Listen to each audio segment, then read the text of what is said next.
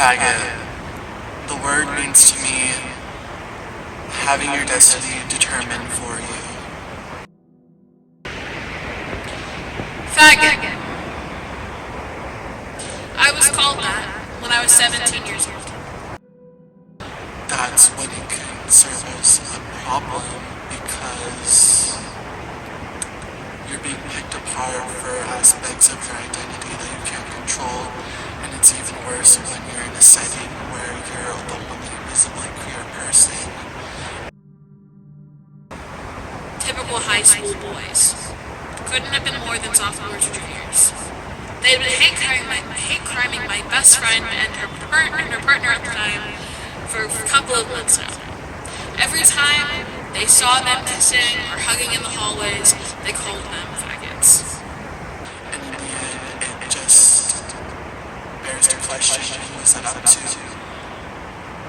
Who determines who is visibly queer? I just so happened to be at that time with them when they said that to us. They, as they usually did, reported it to the vice principal, and I was a witness to what had happened. It was the first time, shouldn't say the first, it was one of the few times I felt really uncomfortable with my own skin.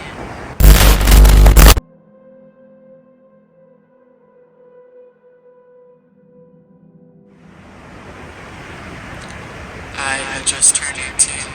I was freshly legal, and a lot of people in my social setting were also experiencing the same outcome as me.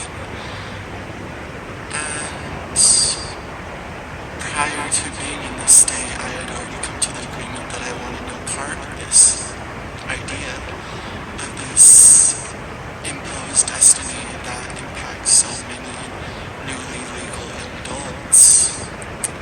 In the end, they were all looking for one thing. They were all making their intentions known, whether vocalizing those or leaving those implied, that you were not their main concern, that there was a whole menu, a whole buffet waiting for their approval.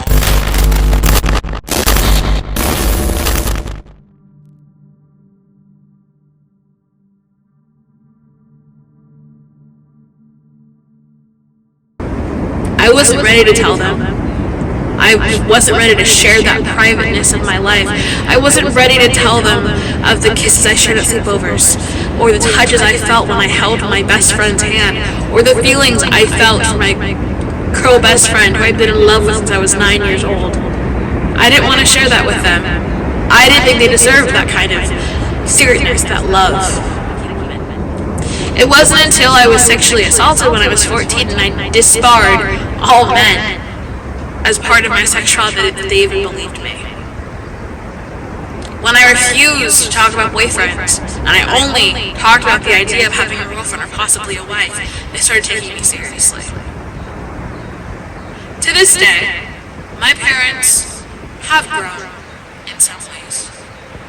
That I will never ever be able to forget the fact that I was 13 when I was forced out of the closet to tell them things that I wasn't ready to tell them. I have a boyfriend now, and I thank God every day that he's also queer, so I don't feel as uncomfortable in our relationship as I have with past ones with men.